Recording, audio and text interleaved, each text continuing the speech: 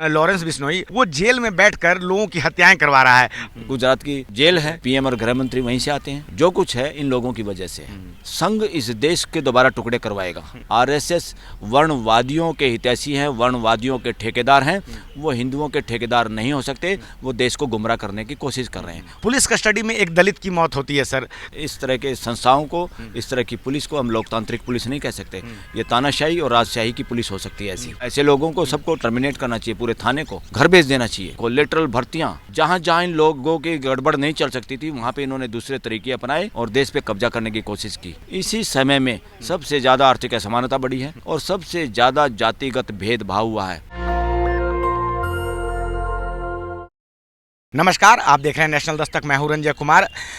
पिछले शनिवार को ही स्थापना के 100वें वर्ष में जो है संघ ने प्रवेश किया और उसके बाद मोहन भागवत ने नागपुर में भाषण दिया, जिसमें उन्होंने बांग्लादेश में जो हिंदुओं पर अत्याचार हुआ है उसको लेकर चर्चा की। कोलकाता में जो रेप कांड हुआ उस पर उन्होंने बात की, लेकिन मणिपुर में जो पिछले 1 साल से हो रहा है उस पर उन्होंने कुछ भी नहीं कहा और ना ही जो हाथरस में जो हुआ उस पर उन्होंने कभी कुछ कहा है। तो बहुत सारे मुद्दे हैं और लखनऊ में पुलिस कस्टडी में एक दलित की मौत होती है और जो बहराइच में दंगा हुआ, प्रशासन का जो फेल्योर है, इन सारे मुद्दों पे आज बातचीत करने के लिए हमारे साथ मौजूद हैं सुप्रीम कोर्ट के वरिष्ठ वकील बलराज मलिक सर। पहले तो सर आपका स्वागत है हमारे चैनल पे। अरे संघ के 100 वर्ष इम्पोर्टेंट नहीं है। ये देश कब से चल रहा है, मानवता इम्पोर्टेंट है और मानवता का देश है ये देश। ये ना हिंदुओं का देश है, ना मुसलमानों का, ना सिखों का, ना ईसाइयों का। ये सेकेंडरी चीज़ें हैं। ये मानवता का देश है। This is country of humanity. तो मानवता का देश में ये दूसरे नंबर पे आते हैं लोग, सारे संप्रदाय। ये संप्रदाय की बात करने वालों की इस देश में नहीं चलेगी। यहाँ मानवता की चल सकती है और यहाँ 100 साल का वो महत्वपूर्ण नहीं है। यहाँ सबसे महत्वपूर्ण है कि कलिंगा के युद्ध में रक्तपात और हिंसा की राजनीति से ऊब कर अशोका ने जैसे बौद्ध धर्म को अपनाया और शांति और अहिंसा का पाठ न केवल सीखा, अपने बच्चों को भी उसी के प्रचार प्रसार पे लगा दिया। उसके साल गिनना है तो सार्थकता है। संघ के 100 साल या 50 साल या 150 साल का कोई मतलब नहीं है इस देश के अंदर, क्योंकि संघ संप्रदाय की राजनीति करता है और संप्रदाय में भी वर्णवादी राजनीति करता है और वर्णवाद ने इस देश का सत्यानाश कर दिया है और वर्णवादी मानसिकता ने इस देश के लोगों को मानसिक गुलाम बनाया है। ये मानसिक गुलामी से आज़ाद होने का समय है देश का। यहाँ पे इंटरप्ट करूंगा। आपने कहा कि संघ जो है वर्णवादी राजनीति करता है, उस तरह की चीज़ों को बढ़ावा देता है, लेकिन संघ हमेशा ये कहता है कि हम जो है पूरे भारत को एक कर रहे हैं। हम जो है जाति निषेध की बात करते हैं। हम हमारे संघ में कोई प्रवेश करता है तो हम उनके टाइटल तक को भी यूज़ नहीं करते हैं। तो आप कैसे ये बात कह रहे हैं? नहीं, संघ की जो कोर टीम है उसमें सारे ब्राह्मण लोग हैं। चितवन ब्राह्मण, में ब्राह्मणों पे इस पे दोष नहीं देना चाहता, मानसिकता को दोष देना चाहते हैं। उसमें किसी का कोई दखल नहीं है, कोई भागीदारी नहीं है। ये सब कहने की बात है, हाथी के दांत दिखाने के और खाने के कुछ और। संघ इस देश के दोबारा टुकड़े करवाएगा। संघ जिम्मेदार होगा इस देश के लिए, क्योंकि वो उनका जाति पाति में विश्वास है। सर, जातिगत जनगणना की बात आप कर रहे हैं और बोल रहे हैं कि जाति पाति की बात वो करते हैं। जाति गणना का क्या मतलब है? जाति गणना का ये मतलब है कि जिस देश में वर्णवादी व्यवस्था की वजह से, गुलाम मानसिकता की वजह से लोगों को गुमराह किया गया और लोगों को, जो मेहनत कश लोग हैं, जो उत्पादन में हिस्सेदारी करते हैं, उनको विभिन्न अलग अलग जातियों में बांटा गया और ब्राह्मण वर्ण होते हुए भी कोई जाति नहीं उनकी। तो देश के सभी प्रमुख पदों पे या सिस्टम में कब्जा किन लोगों का है? मैं इसको कब्जा कहूँगा, भागीदारी नहीं कहूँगा, क्योंकि भागीदारी जब होती है, जब पूरे घर की भागीदारी होती है और देश में भागीदारी पूरे देश के लोगों की होती है, उसमें irrespective of caste and creed. ये जनगणना ये बताने के लिए है कि व्यवस्था में भागीदारी किन लोगों की है, कौन लोग व्यवस्था में डाका डाल रहे हैं और किन लोगों को व्यवस्था में भागीदारी से वंचित किया जा रहा है। इस वजह से हम इस गणना की बात कर रहे हैं। तो उनको डर किस बात का लग रहा है? अगर वो मानवतावादी हैं तो इस बात से डर क्यों रहे हैं? वो भाग क्यों रहे हैं? तो कौन है जाति पाति को बढ़ावा देने वाला? कौन है वर्णवादी? ये देश वर्ण का देश नहीं है, ये देश मानवता का देश है। जिसको वर्णवादी जो मानसिकता के लोग हैं उनको इस देश से माफ़ी मांगनी पड़ेगी। और ऐसे सारे कथा कहानी जिनमें वर्णवाद है, जिससे गुलामी मानसिकता होती है देश के अंदर, इसलिए आरएसएस वर्णवादियों के हितैषी हैं, वर्णवादियों के ठेकेदार हैं। वो हिंदुओं के ठेकेदार नहीं हो सकते। वो देश को गुमराह करने की कोशिश कर रहे हैं और बीजेपी उन्हीं का प्यादा है और बीजेपी वही काम करती है जो नागपुर हेडक्वार्टर में बातें होती हैं, जो षड्यंत्र देश के खिलाफ होता है। इतने साल हो गए, अब तो 10 साल तो इन लोगों की पूरी सरकार है। क्या हुआ है?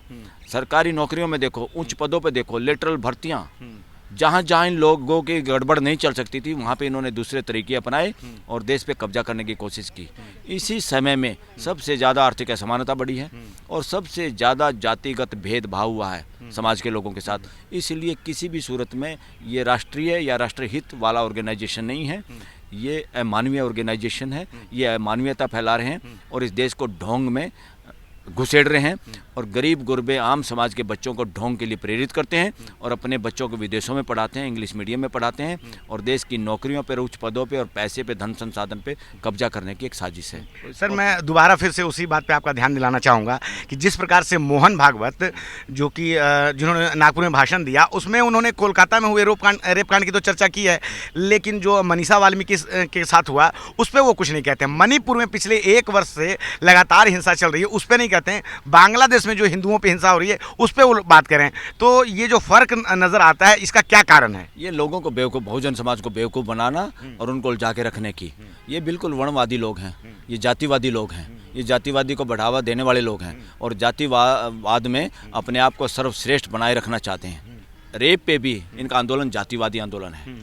ये SC ST OBC Bahujan Samaj की बेटी, मुसलमान क्रिश्चियन की बेटी का रेप इनके लिए रेप नहीं है, वो इनके लिए जातीय समीकरण और वोट की राजनीति है। तो इससे ज़्यादा क्या सबूत चाहिए इस देश को? समझ में नहीं आ रहा क्या? और जो लोग ऐसे सो कॉल्ड उच्च वर्ण से आते हैं, उन्होंने रेप इस देश में किया। अगर हिस्ट्री देख लें, सुप्रीम कोर्ट का जांच कर ले के केस का, किसके साथ रेप हुआ और किसको कौन बरी हुआ और किनको सजा हुई, तो इस देश के सामने सारे आंकड़े सामने आ जाएंगे। अभी इस देश में ये व्यवस्था नहीं है। ये व्यवस्था करने की जरूरत है कि सुप्रीम कोर्ट, हाई कोर्ट में क्या केस आते हैं, कौन लोग पार्टियां हैं और किसको रिलीफ मिला और किसको नहीं मिला, जेल में कौन गया और कौन नहीं गया। बात करते हैं हम कॉमन लॉ की, एक जैसा कानून की, और एक जैसा कानून ये बताने के लिए है, लागू होने के लिए नहीं हो रहा है ये देश के अंदर। मतलब सुप्रीम कोर्ट के अंदर भी जो है कुछ खास तरह के ही जो है केस आते हैं, बाकी लोगों के केस डिनाई कर दिए जाते हैं। मैं इसलिए कह रहा हूँ क्योंकि मैं बहुत सारी चीज़ें देख रहा हूँ यहाँ पे, और साथी भी डिस्कस करते हैं वकील। इसमें देखने का विषय, रिसर्च का विषय है कि सुप्रीम कोर्ट में जिस तरह के मुद्दे आते हैं, उनमें जो पार्टियां हैं, अगर उनका एनालाइज किया जाए, उन डाटा की रिसर्च की जाए, तो बहुत सारी सनसनीखेज चीज़ें देश के सामने आएंगी कि how our judicial system is working, जो कि संवैधानिक अनुसार से होना चाहिए। बिल्कुल कॉमन लॉ का मतलब एक, बिना उसके कौन जाति है, कौन धर्म है, कौन है, सबके साथ समान भाव से, समान कानून, समान भाव से सभी पे बराबर लागू करना, इसका मतलब है कॉमन लॉ। जो हमारा देश जिस पे टिका हुआ है, वो कितना लागू हो रहा है, उस पर बड़ा प्रश्न चिन्ह है। सर, बात करते हैं यूपी के कानून प्रशासन पे।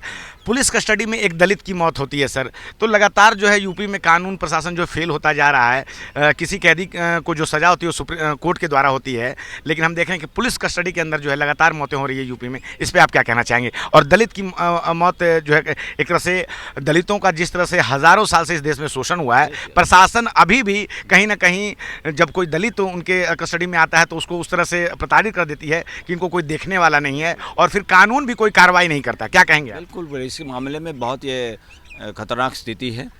और इस तरह कस्टडी में, पुलिस की कस्टडी में, जहां सबसे ज़्यादा सेफ होना चाहिए आदमी, उस कस्टडी में आके कोई मर जाता है या मार दिया जाता है, या उसकी कस्टडी में, उसकी घेराबंदी के अंदर कोई बाहर के शूटर आके किसी को मार देते हैं, इससे बड़ी बदमाशी, इससे बड़ा आतंकवाद और इससे बड़ी नालायकी कुछ नहीं हो सकती। इसको हम लोकतंत्र नहीं कह सकते। इसलिए इस तरह के संस्थाओं को, इस तरह की पुलिस को हम लोकतांत्रिक पुलिस नहीं कह सकते। ये तानाशाही और राजशाही की पुलिस हो सकती है ऐसी। तो बहुत गलत हो रहा है ये, बहुत गलत। सर, एक बात और कहना, ऐसे लोगों को सबको टर्मिनेट करना चाहिए, पूरे थाने को घर भेज देना चाहिए। मौत कैसे हुई कस्टडी में? ये बहुत छोटी बात नहीं है। किस पे विश्वास करेंगे लोग? कौन सी व्यवस्था? संविधान इस देश में मानवीय व्यवस्था बनाने के लिए है, लोगों को CM MLA MP और प्रधानमंत्री बनाने के लिए नहीं है। इस देश में कोई भी खुदा नहीं है। इस देश में सारे लोग व्यवस्था में भागीदारी करने के लिए हैं, और मानवीय व्यवस्था की जिम्मेवारी इन लोगों पे है, पार्लियामेंट पे है, और जो सरकार में लोग बैठे हैं। किसी की सरकार नहीं है यहाँ, पार्टी की सरकार नहीं है या इंडिविजुअल की सरकार नहीं है यहाँ, और सरकार का शब्द भी गलत है। यहाँ मानवीय व्यवस्था है, संविधान की मानवीय व्यवस्था है, और सब की जिम्मेदारी, सबकी जवाबदेही उसके पास है, उसके प्रति है और किसी के प्रति नहीं है। सर एक चीज़ और यहाँ ध्यान दिलाना चाहूँगा मैं कि एक तरफ तो जेल में पुलिस कस्टडी में आए जो है उस तरह के युवक की मौत होती है, दूसरी तरफ गुजरात में बैठा एक व्यक्ति है लॉरेंस बिश्नोई, वो जेल में बैठकर लोगों की हत्याएं करवा रहा है। अभी कुछ दिन पहले ही जो है बाबा सिद्दीकी जो कि एक एनसीपी के नेता रहे हैं, उनकी जो है गोली मार के हत्या कर दी जाती है और वो गैंग उसकी जो है जिम्मेवारी लेता है। तो आप एक तरफ तो जेल में बैठ के कुछ लोग गैंग चला रहे हैं और एक तरफ निर्दोष लोग जेल में जाकर उनकी मृत्यु हो रही है। तो ये कौन सी व्यवस्था चल रही है इस देश में, लोग इसको कैसे देखेंगे, क्या सोच रहे हैं, क्या चल रहा है देश में? देश में गड़बड़ चल रही है और मैं तो ये कहूँगा ज़्यादातर ऐसे लोगों का मिसयूज़ किया जा रहा है उनके नामों का। मुझे नहीं लगता अगर इसकी सही जांच हो कि कोई युवा इस देश का हो सकता है पथ भ्रष्ट हो सकता है वो क्राइम में शामिल हो गया हो, मगर कोई भी एक भी नौजवान ना आतंकवादी है, ना अपराधी है, ना अलगाववादी है और वो चाहता है कि देश में व्यवस्था हो और हम व्यवस्था में भागीदार हों और हमें भी व्यवस्था में भागीदारी करने का मौका मिले। बहुत सारे लोगों को तो इस देश में व्यवस्था में भागीदारी होने का मौका नहीं मिलता, लोगों के साथ अन्याय होता है। कुछ लोग उस दबाव को सहन नहीं कर पाते, वो अपराध में शामिल हो जाते हैं। पर अपराध में शामिल होकर हमारी कानून व्यवस्था ये कहती है, पकड़ के पुलिस और कोर्ट के सामने भी लाते हैं, वहाँ भी जेल का नाम क्या है, यातना गृह नहीं है, सुधार गृह है।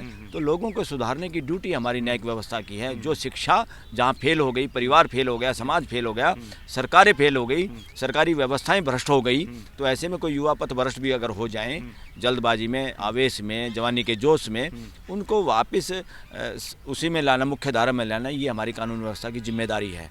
अब ऐसे लोगों को नाम लेके किसी का जो किसी अपराध में शामिल हैं या नहीं है वो तो कोर्ट बताती है, उनका नाम लेके बाहर धमकी दे रहे हैं। अब गुजरात की कोर्ट है, गुजरात की जेल है और वहाँ से पीएम और गृह मंत्री वहीं से आते हैं, गुजराती जोड़ी के नाम से जो प्रसिद्ध है। वहाँ से कोई परिंदा पर मार जाए इनकी सलाह के बगैर, जो कुछ है इन लोगों की वजह से है। सर चलते चलते एक आखिरी सवाल, गौरी लंकेश के हत्यारों की अभी जमानत होती है और उनका फूल माला पहनाकर जो है स्वागत किया जाता है और एक तरफ बहराइच में भी दंगा हो जाता है कि किस प्रकार से हम देखते हैं कि एक युवक झंडा उतारने की कोशिश करता है और भीड़ उसे मोटिवेट कर रही है, उसके बाद उस युवक की हत्या हो जाती है जो कि निंदनीय है। हम उस तरह की हिंसा का भी विरोध करते हैं। तो ये जो समाज में ये हो रहा है, इसको आप क्या कहना चाहेंगे? मैं तो ये कहना चाहूँगा अब समय आ गया है, देश को सांप्रदायिक ताकतों को हैंडल करना होगा, पूरे देश को समझना भी होगा। ये सारी सांप्रदायिक ताकतें हमारी दुश्मन है, मानवता की दुश्मन है। इनके भरोसे हमारी अगली पीढ़ियां खुश नहीं रह सकती, एक नहीं रह सकती, शांति से इस ग्लोब पे नहीं जी सकती। अगर आज आवाज़ नहीं उठाई तो कल हमारा खराब हो जाएगा सबका। तो मिल के सांप्रदायिक ताकतों का मुकाबला किया जाए और सांप्रदायिक ताकतों को मैं तो कह रहा हूँ ये धरने, ये जलूस वलूस, ये ड्रामेबाजी पे बैन लगाना चाहिए। जिसको करना, पुलिस प्रशासन के रहते सब कुछ होता है, दंगा फैल जाता है। जिसको करना अपने घर में करो, ठेकेदार मत करो। पूरी मानव जाति को साथ लेके पूरे 140 करोड़ का कोई फंक्शन हो तो उसकी इजाज़त दी जाए। जो सांप्रदायिक कार्यक्रम है उनको बिल्कुल उसी तरह से वो करना चाहिए। उनको सार्वजनिक सड़कों का उपयोग भी नहीं करने देना चाहिए और इस तरह के कोई जुलूस ये फ्यूचर में बंद करने पड़ेंगे इस देश में, वरना इस देश के दोबारा टुकड़े हो जाएंगे। इस देश में मासूम और बिना अपराधी के अनजान इनोसेंट लोग मारे जाएंगे फ्यूचर में और जो देश की बहुत बड़ी अक्षति होगी। इसलिए सभी का जिम्मेदारी है आज बोलें। अगर अपना कल सुरक्षित चाहते हैं और अपने बच्चों को और अपने परिवारों को सुरक्षित चाहते हैं और मानवता की जय चाहते हैं तो इन सारी सांप्रदायिक ताकतों के खिलाफ बोलना होगा और सामूहिक तौर पे मिलजुल के इनके खिलाफ एक्शन लेना होगा, दबाव बनाना होगा सरकारों पे। इसलिए आपने हमसे बात की, बहुत बहुत शुक्रिया जी, थैंक यू। तो हमारे साथ अभी बलराज मलिक हैं और किस प्रकार से इन्होंने बताया कि जो समाज अभी जिस तरह से बढ़ रहा है, जिस तरह से बट रहा है सांप्रदायिक ताकतों में, किसी भी सार्वजनिक जुलूस के लिए जो है सड़कों को मना करना चाहिए और समाज को एक होना चाहिए। जिस प्रकार से समाज को पथभ्रष्ट किया जा रहा है उस पर पूरी तरह से नकेल कसी जानी चाहिए। क्या है आपकी राय इस पूरे बातचीत पे? आप अपनी राय हमें ज़रूर बताएं। मैं रंजय कुमार जी सर कुछ बोलना चलते चलते एक और बात कह दूँ, युवाओं को किसी भी संप्रदाय के नाम पे दकियानुसी बनाना, कट्टर बनाना और वास्तविकता के खिलाफ उनके मानसिकता बनाना, जो कि हमारा कॉन्स्टिट्यूशन कहता है विवेकशील बनाना है, लॉजिकल बनाना है, साइंटिफिक बनाना है, उसके विरोध में जितने भी सांप्रदायिक कार्यक्रम हैं या जितना से भी सांप्रदायिक प्रचार प्रसार है सब पे बैन लगना चाहिए। इंडिया में उसके लिए कोई जगह नहीं है, संविधान में उसके लिए कोई जगह नहीं। ऐसा कोई भी कथा कहानी किताबें जो वास्तविकता के खिलाफ हों, वास्तविकता के आधार पे ना हो, रियलिटी के विरोध में हो, साइंटिफिक आधार पे खरी ना उतरती हो, उस ढोंग को जूते मारने का समय आ गया इस देश के अंदर। अभी नहीं चेते तो बहुत लेट हो जाएगा। चलिए, धन्यवाद सर जी।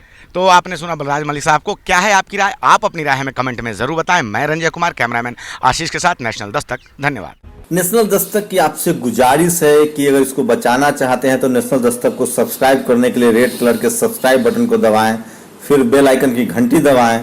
नेशनल दस्तक को बचाने के लिए बहुत जरूरी है कि हर खबर को शेयर करें, लाइक करें, कमेंट जरूर करें।